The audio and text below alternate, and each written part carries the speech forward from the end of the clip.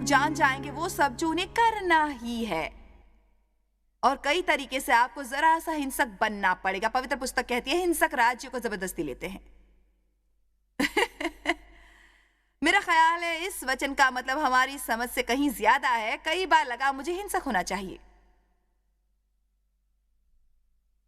मुझे ये करना है और मुझे ये खुद करना है, क्योंकि अक्सर होता है क्या, अगर आप पर धार्मिक सोच का असर हो जाए, खैर मुझे बलि तो देनी ही है, मैं इसे परिवार के लिए करूंगा, मैं ठीक हूं, मुझे कुछ नहीं चाहिए। हाँ चाहिए। शहीद मत बन जाओ। शहीद लोगों की भलाई पर पश्चाताप करने वाला व्यक्ति है। वो हमेशा किसी के लिए कुछ करते रहते हैं, उसकी चर्चा में लगे रहते हैं, हमेशा खुद के लिए दुखी रहते हैं कि उनका शोषण और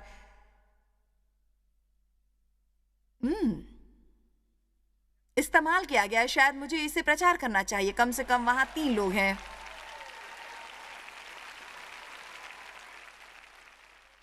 अगर आप में संतुलन ना हो तब आप बुरा मानने लगेंगे उस सब का जो लोगों के लिए करते हैं। आपको खुद का ख्याल रखना है। कुछ लोगों ने खुद के लिए कुछ भी नहीं किया एक अरसे से, कि अगर मैंने पूछा कि आपको किस में आनंद मिलता है और खुद क्या करना चाहेंगे, आपको जवाब नहीं आएगा। खासकर नौजवान माताएं इसका सामना करती हैं। मैं हर समय अपनी बेटी से बात करती हूँ क्योंकि उसके 4 बच्चे हैं और वो अभी किशोर है, और मतलब वो तो बस उसके लिए जरूरी है कि वो बच्चों की ठीक से देखभाल करे। मुझे तो ये अच्छा लक्ष्य लगता है, पर जानते हैं मुझे उससे कुछ बात करनी चाहिए। तुम्हें खुद के लिए वक्त निकालना होगा, तुम्हें खुद के लिए वक्त निकालना होगा। जाकर फेशियल करवाओ, बैठकर बुनो, अगर तुम्हें वो पसंद हो, कोई किताब पढ़ो, तुम्हें खुद के लिए कुछ करना है। मैंने उससे कुछ दिन पहले कहा, क्या तुम अपने बच्चों को छोड़ना चाहोगी 1 हफ्ते और मेरे साथ छुट्टियां मनाओगी? उसने कहा कि शायद नहीं। नहीं, बिल्कुल नहीं। हाँ, आप भी है ना। पर जानती हैं क्या, अगर आप रोज हर मिनट बच्चों के साथ नहीं रहती तो उनका नुकसान नहीं होगा। आप बच्चों के लिए वहां होना चाहेंगी। कुछ लोगों को बच्चों के पास रहना काफी अच्छा लगता है, पर आपको यह भी समझना चाहिए कि आपके चले जाने पर उनकी जिंदगी तो रहेगी।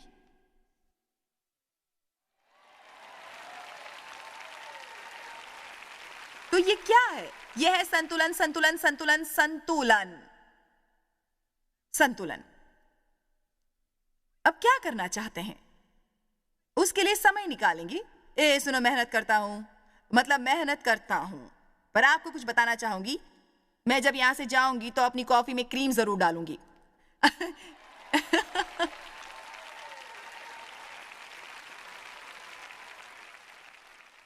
यहां से सियाटल की दूरी अधिक है। घर पहुंचने में कम से कम 4 घंटे लग जाएंगे। 2 घंटे समय का फर्क नहीं है, तो पहुंचते हुए काफी देर हो जाती है, पर मैं घर पहुंचकर केक खाऊंगी।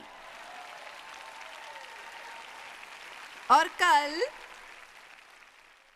मैं अकेले रहना चाहती हूं, तो मैंने डेव को गोल्फ खेलने का सुझाव पहले ही दे दिया।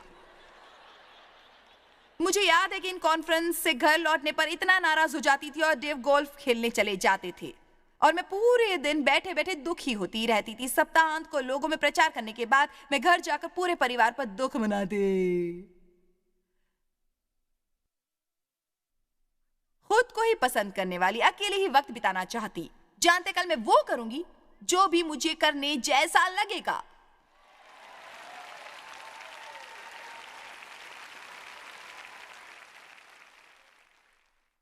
पर अब उसमें एक बात और है।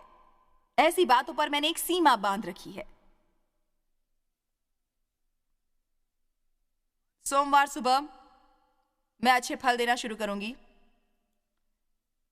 देखिए, समस्या वहां पर जरूर होगी अगर आपकी जिंदगी का हर दिन आपकी कॉफी में क्रीम हो, एक केक, मैं जो चाहूंगी वैसा करूंगी, बस वैसे ही जीऊंगी जैसे जीना चाहूंगी, तंग मत करो मत। जानते हैं, फिर तो आप आपकी जिंदगी से नफरत करेंगे, क्योंकि परमेश्वर ने उसके लिए आपको नहीं रचा। पर फिर बस हर वक्त काम नहीं करते रहे, बलि देते, दूसरों का भला करते रहे, दूसरों के नियंत्रण में कठपुतली बने रहे। परमेश्वर जब ना कहने को कहे तो ना, और जब हाँ कहने को कहे तो हाँ कहिए। लोगों को खुश करने वाले मत बनिए, परमेश्वर को खुश रखिए। दूसरों की कठपुतली बनकर वो मत कीजिए जो अच्छा न लगे। अब सब कोई मेरा फायदा उठा रहा है। पर आपको सीमाओं की जरूरत होगी, सीमा बनाइए। आपको कहना होगा तुम अब और मेरा फायदा नहीं उठा सकोगे। मैं पवित्र आत्मा के पीछे चलूंगा। मुझे आजादी देने वाले लोग पसंद है। ओ बाप रे, मुझे आजादी देने वाले लोग पसंद है। आप कुछ क्यों नहीं करना चाहते उसकी सफाई देते रहना जरूरी नहीं है। कभी आपको जिससे शांति नहीं मिलती वो मत कीजिए।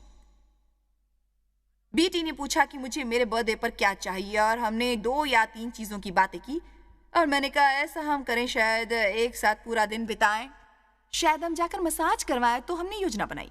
मुझे उससे शांति नहीं मिल रही थी। जब भी मैं उसके बारे में सोचती थी मैं बस वैसा नहीं करना चाहती थी। तो मैंने उसे ऊपर बुलाया। मैंने कहा कि तुम जरूर समझ जाओगी क्योंकि हमारे संबंधी कुछ ऐसे हैं। मैंने कहा मैं नहीं चाहती क्यों, पर उसमें शांति नहीं मिल रही है। मैं सच में वैसा नहीं करना चाहती। खैर, लगता है उस दिन कुछ और भी हो सकता है।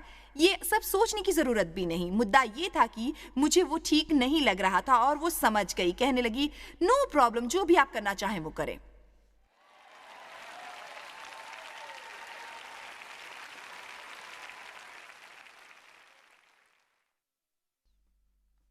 हमें संतुलन चाहिए।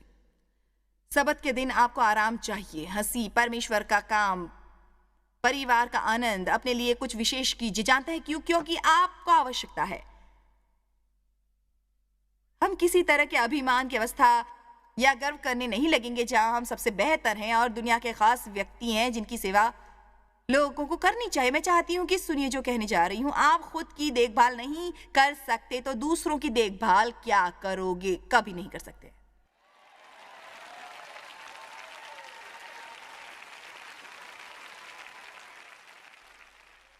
ये एक बढ़िया सिद्धांत है। 7 दिन में से एक, बाकी 6 दिन तक वैसा ही कीजिए, पर एक दिन आपका होना चाहिए।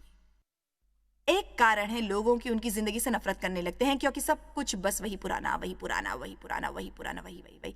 आपको उससे छूटना पड़ेगा, आपको कुछ अलग करना पड़ेगा। उन्होंने कहा आम सेवा से हटो। आमतौर पर जो करते हैं ना करे। मैं कोशिश करना चाहती हूं कम से कम एक बार अपनी जगह से हटकर कुछ अलग करूं जो मेरे लिए मेरी चौखट से क्रांतिकारी और अलग हो। मुझे वैसा करना शायद अच्छा नहीं लगेगा, पर कम से कम वो पहले जैसा नहीं होगा। आमीन। थके हुए होने पर क्या होगा? ये भी कहूंगी बहुत से लोग आज हैं। खैर, नंबर 1, बुरा तो लगेगा। आपके विचार आसानी से भटक सकते हैं। लोगों के लिए जो करते हैं बुरा लगने लगता है। खुद पर आसानी से तरस आने लगता है। किसी भी क्षेत्र में अनुशासन कठिन होने लगता है। थकने पर मुंह पर लगाम लगाना भी भारी मालूम होने लगता है। अब रहने दीजिए, जानते हैं मैं सही हूं। आप चिड़चिड़े सन की हो जाते हैं, बहुत जल्द बुरा मान जाते हैं। सच तो यह है कि हम अपनी जिंदगी का आनंद नहीं ले पाते, बिल्कुल भी नहीं। परमेश्वर का आदेश लेवीय व्यवस्था 25 की हर 7वें साल भूमि को विश्राम मिला करे। उसमें कुछ न बोना, परंतु 7वें वर्ष भूमि को उसे परम विश्राम मिला करे, क्योंकि उन्होंने कहा वैसा न हुआ तो भूमि कुछ उगाना बंद कर देगी। खैर, मैं सप्ताह के एक दिन भी कुछ अलग नहीं करना चाहती। नहीं, हम ये कहना चाहते हैं कि हमसे अधिक होगा। चलिए, भी आप परमेश्वर के सामने कुछ नहीं कर सकते। मैं जानती हूं कि अलग लोगों के पास सबत के बारे में कई अलग अलग विचार होंगे, इसलिए जानते हैं, गलती सुधारने वाले 500 खत नहीं चाहती। पर मैं ये कहूंगी कि क्या लगता है मेरे लिए ऐसा कोई भी खास दिन होना ही चाहिए। मैं बस एक सिद्धांत है जिसे मैं अपनी ओर से सही जगह पर पहुंचाना चाहूंगी, और ऐसा भी वक्त आया है कि उसके लिए मुझे 28 दिन लग गए हैं। पर मैं इतना जरूर कहूंगी कि आप एक ऐसी महिला को देख रहे हैं जो अरसे तक रहेगी, क्योंकि मेरे पास आराम करने का समय है। मेहनत करती हूं, पर उसके अलावा भी सब करती हूं।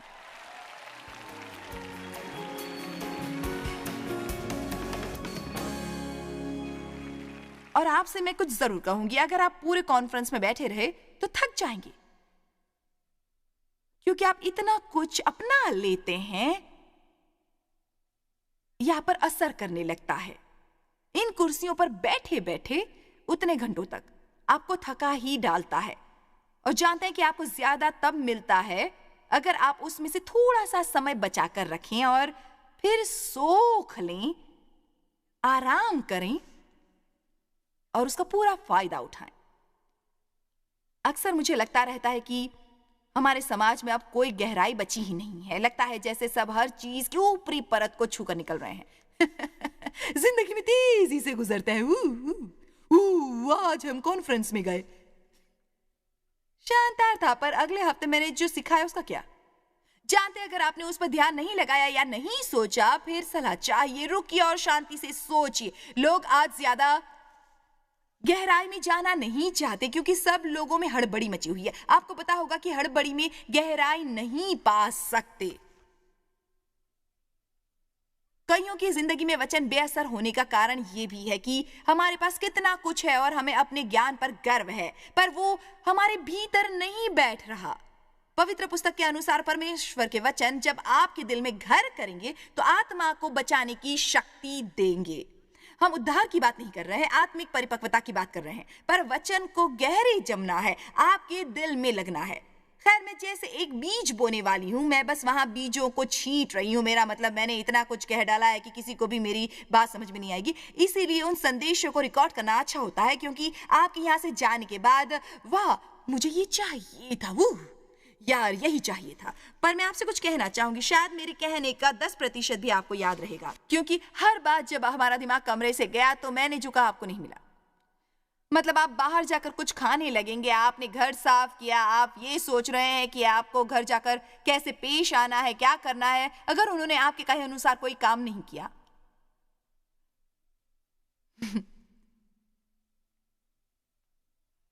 जो लोग यहाँ बैठे हैं उनमें से कुछ का घर 3-4 घंटे की ड्राइव है और आपने इसी मीटिंग का ज्यादातर हिस्सा ड्राइव में बिता दिया।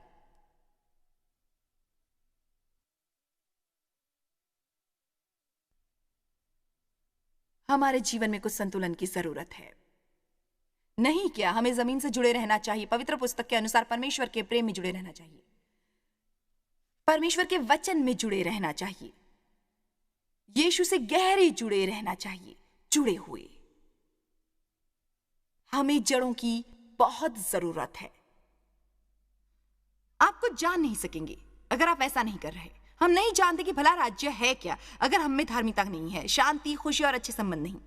तो परवाह नहीं कि आप गिरजा हफ्ते में कितने बार गए, परवाह नहीं कि पवित्र पुस्तक में कितने निशान लगाए हैं, आपके पुस्तकालय में कितने लोगों के आत्मिक लेख हैं। अगर आप ऐसा नहीं कर रहे हैं, पर सब कुछ जानना जरूर चाहते हैं, भले ही उसमें कुछ कारगर ना हो।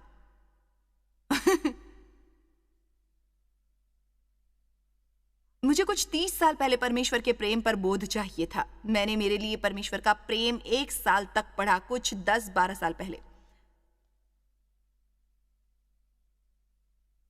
मैं समझ गई कि एक गंभीर समस्या थी। मेरी चाल में वो प्रेम नहीं था, मेरे पास बड़ी सेवकाई थी। पर सबसे पहले मुझे कुछ प्राथमिकताएं सहजनी थी। यीशु कहते हैं, एक नई आज्ञा तुम्हें देता हूं कि एक दूसरे से प्रेम रखो। मैंने बड़ी आक्रामकता सी पवित्र आत्मा के साथ चाल पर काम किया और शायद किसी और की बजाय उसी पर ज्यादा अभ्यास करती हूं, क्योंकि आप प्रेम से कैसे चलेंगे अगर उसका लक्ष्य हर वक्त आपके सामने नहीं है। आपको देह में वैसा कुछ नहीं है जो दूसरों का भला करता है। आपके देह में ऐसा कुछ नहीं जो बलि और अपने पैसे देना चाहे, अपनी चीजें बांट दे। तो अगर आपको प्रेम से चलना है, उसे उद्देश्य समझना है और उसे कहने का एक तरीका बनाना है, तो आपको वैसे ही रहना होगा जैसा आप चाहते हैं कि दूसरा आपके साथ रहे। आपकी जिंदगी में कुछ खाली समय की जरूरत है। आपका खाली समय जब आप कुछ और नहीं कर रहे हो। सुबह मेरे पास खाली समय होता है। मेरा दिन हर दिन खाली समय से शुरू होता है। मुझे लत है परमेश्वर के साथ समय की। परमेश्वर जानता है कि वैसा नहीं होता तो क्या होता है। क्योंकि परमेश्वर आपके खाली समय में ही आपसे कहता है। अपने खाली समय में आप खुद को जानते हैं। आपके खाली समय में ही आप समझ सकते हैं कि आपने जो किया वो उतना अच्छा नहीं था। पिछले हफ्ते में मैं एक दिन उठी तो बहुत ही नाराज सी थी, जबकि मैं हुआ करती थी बहुत खुश और अच्छा महसूस करती थी, बस अच्छा लगता। फिर खाली समय में मैं पूरा अच्छा समय बिताने की कोशिश करती। फिर उस दिन मैंने सोचा मुझ में क्या गड़बड़ी है, दूसरों पर दोष लगाना छोड़ दीजिए। खैर, अगर ये करोगी तब मुझे अच्छा लगेगा, तब मुझे अच्छा लगेगा। अगर तुम वैसा करोगी तो वैसा नहीं करोगी तो अच्छा नहीं लगेगा, ये नहीं करोगी तो मुझे बुरा लगेगा, वो करोगी तो अच्छा लगेगा। ये सब कहना सोचना छोड़ दीजिए। आपको क्या है, आपको क्या है तकलीफ? अब आप जानते हैं क्या, ये वाकई दिलचस्प था। मुझे पता था कि मैंने क्या किया था, कि मैंने जिंदगी में आमतौर पर मानने वाली सीमा का सम्मान नहीं किया था। जानते हैं कि वो सीमा क्या है? बातों को समझने के लिए अपने आप को बहुत ज्यादा छूट नहीं दे पाना, क्योंकि बहुत पहले ही मैं जान गई थी कि जब परमेश्वर की जो समझता है उसे समझने में ज्यादा समय लगाती हूँ तो मैं उलझन, चिढ़ और परेशान सी हो जाती हूँ। और आपको पूरी बात बताने के लिए लंबी कहानी को दोहराना पड़ेगा और उस दौर में लौटना होगा। पर मुझे तर्क की लत सी थी। मतलब मुझे हर बात का जवाब देना होता था। और इस मामले में सच यह है कि भरोसे से सेवाओं के जवाब नहीं होते। अगर परमेश्वर पर भरोसा करना है तब ऐसी कई चीजें होंगी जिस पर आप कह देंगे, खैर मेरी समझ में तो नहीं आया।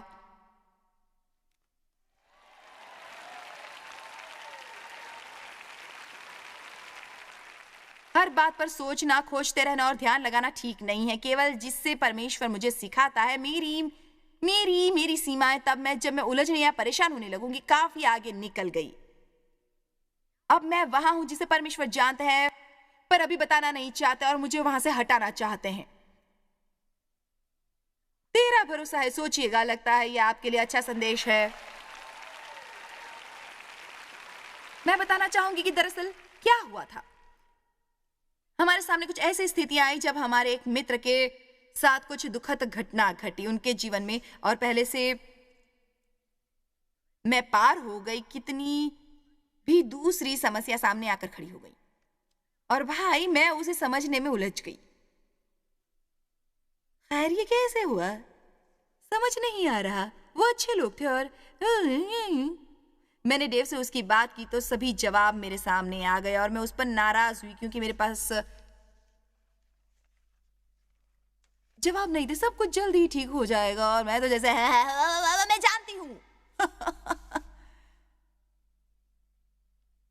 फिर मेरी समझ में आया। आज मैं यहां पहुंची। अगले दिन मेरा मूड कुछ खराब था, थोड़ा सा उखड़ा हुआ था, जरा सा हताश। मेरा खाली समय आया। ओके प्रभु, क्या हो गया? फिर उन्होंने बताया, कल तुमने पूरा दिन वो समझने में लगाया जिसे तुम कभी भी समझ नहीं पाओगी। और फिर मैं ये समझ गई कि मैं अपनी सीमा से बाहर चली गई थी और इसीलिए उलझ कर रह गई। और खैर परमेश्वर ने मेरी सेवा की और मैंने कुछ अनोखी चीजें सीखी। फिर वो मुझे ले गए कुरिन्थियों 13 पर। हम धुंधला देख सकते हैं, मेरा ज्ञान अधूरा है। उस समय मेरी पूरी रीति से पहचान नहीं हुई थी। पर अब विश्वास, आशा, प्रेम तीनों स्थायी हैं, पर इनमें सबसे बड़ा प्रेम है। और मुझे जो संदेश इससे मिला वो ये था कि कई बातों को आप कभी भी समझ नहीं पाएंगे, पर मेरे अनुसार आप एक चीज कर सकते हैं और वो है प्रेम पूर्वक आपका चलना। और इसलिए मैं नहीं समझूंगी कि मेरे मित्रों के साथ ऐसी दुखद घटना क्यों हुई, पर उनसे प्रेम तो करूंगी, उनके लिए तैयार रहूंगी और प्रार्थना करूंगी।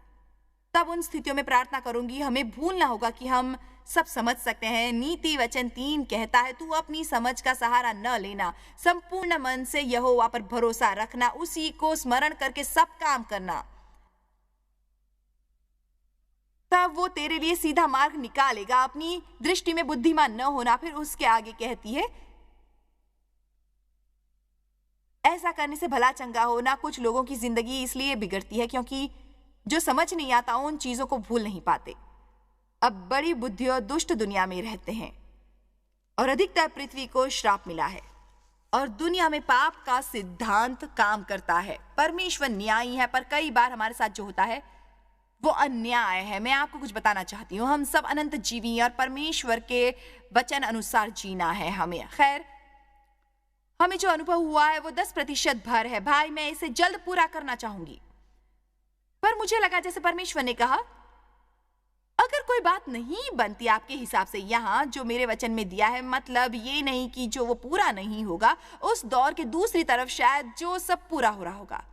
हम सब अनंत जीवी हैं और नए सिरे से जन्म लेते ही अनंत जीवन चल पड़ता है, पर जब हम मरते हैं हम किसी और चीज में नहीं बदल जाते। हम एक तरह से घूमते हुए दरवाजे में गुजरते हैं और जो चीजें हमें यहाँ पर नहीं मिली थी प्यारे, वो सब चीजें वहां मिलेंगी।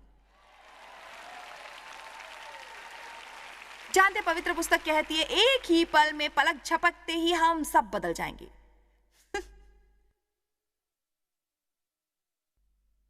तो देखिए, हमें यहाँ रहने तक अपने व्यवहार को आदर्श बनाए रखना है। हमें किसी और से होड़ नहीं करनी है। जिस किसी महिमा में मैं हूं, जिस किसी महिमा में वो है, हम हैं। जब यीशु वापस आएंगे वो उसी तरीके से आएंगे, एक पल को थामेंगे, हम में बाकी कमियों को पूरा करेंगे और हम सब बदल जाएंगे। हम सब परिपूर्णता से बदल जाएंगे। मुझे लगता है हमें बंद करना होगा इस जिंदगी को एक जिंदगी और उस जिंदगी को और जिंदगी समझना। ये तो बस खत्म नहीं होगी। आपको जिंदगी में खाली समय बनाना है, क्योंकि अगर खाली समय नहीं होगा तुम्हारी जिंदगी तब तो बर्बाद ही बर्बाद होगी। अगर आपका दिन खराब निकले, खाली समय में परमेश्वर से पूछिए यहां गलत क्या है। खुद ईमानदार बनिए, दूसरों पर दोष मत लगाइए। कई बार मालूम होगा कि एक दिन पहले कुछ गलत किया था आपने, यार उससे भी कोई आसान वजह होगी। जैसे पिछली बार आपको नींद नहीं आई, प्रभु आज इतना चिड़चिड़ा क्यों हूं, मैं समझ में नहीं आता। हेलो, आप 3 घंटे सोए हैं। हेलो, आपने ढेर सारी आइसक्रीम खाई और आधा केक भी खाया है। हेलो,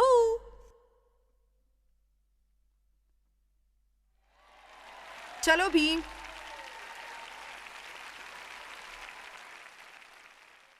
हेलो, कब आप दोस्त के साथ लंच पर गए, आपने 1.5 घंटे गपशप के अलावा कुछ और नहीं किया। ओह हाँ, उसी से अगले दिन हालत खराब हुई। उसी ने आत्मा पर बोझ लाद दिया। धीरे चलें, कुछ सोचने का समय लें, ध्यान का समय लें, जिंदगी में कुछ सलाह लें, कुछ बातों में जमीन से जुड़ जाइए, कुछ सीमाएं तय कर लीजिए और जिंदगी के उस खाली समय में ये एहतियात बरतें कि आपने उन सीमाओं को बनाए रखा है। अपना काम 5 मिनट पहले शुरू कर दें। चौंक गए हैं लगता है, तो आप आखिर में हड़बड़ी नहीं मचाएंगे। किसी जगह 8 की जगह 8:02 पर नहीं पहुंचेंगे। उम्मीद करेंगे बॉस नहीं जान जाए।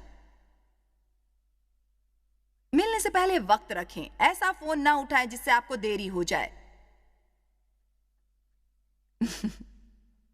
जल्दबाजी से क्या मदद होती है, या फिर आपकी समस्या और बढ़ जाती हैं। जानते हैं, समस्या तब होगी जब आप पूरा घर छान मारते और आपका मोबाइल आपके कान के पास होता है। मेरे साथ अक्सर ऐसा होता है। मेरा फोन कहाँ गया, पता नहीं मेरा फोन कहाँ गया। हम इतनी जल्दी में होते हैं कि हम जो कर रहे हैं वो भी याद नहीं रहता। चलिए, अब खत्म करना होगा। आखिरी वचन है, धीरे चलिए। खाली समय जरूर रखें, कुछ सीमाएं बनाएं। जिंदगी द्वारा चलने की बजाय आप अपनी जिंदगी को चलाएं। आमीन। चलिए, अब मेरे साथ खड़े हो जाइए। आप कम तनावपूर्ण जिंदगी चाहते हैं, हम सभी चाहते हैं। खैर, फिर जिंदगी में संतुलन रखना आवश्यक है और वैसा उद्देश्य के साथ करें। यही खास बात है, उद्देश्य से। और वैसा करने का इनाम है शांति, आनंद और स्वस्थ संबंध भी। मैं आपसे प्रेम और आपकी परवाह है। मैं सचमुच चाहती हूँ, हम परमेश्वर द्वारा दिया हुआ बढ़िया जीवन आपके लिए चाहते हैं और परमेश्वर के वचन का अभ्यास आपको जिताने का सही रास्ता है। आप जरूर बदलेंगे।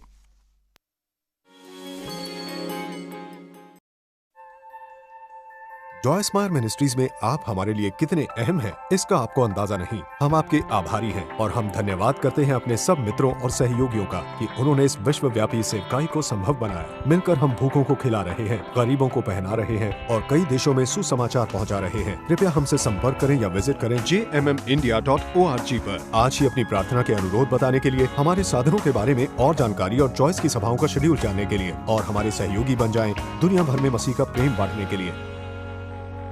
ये कार्यक्रम जॉय स्माइल मिनिस्ट्री के मित्रों और पार्टनर्स द्वारा प्रायोजित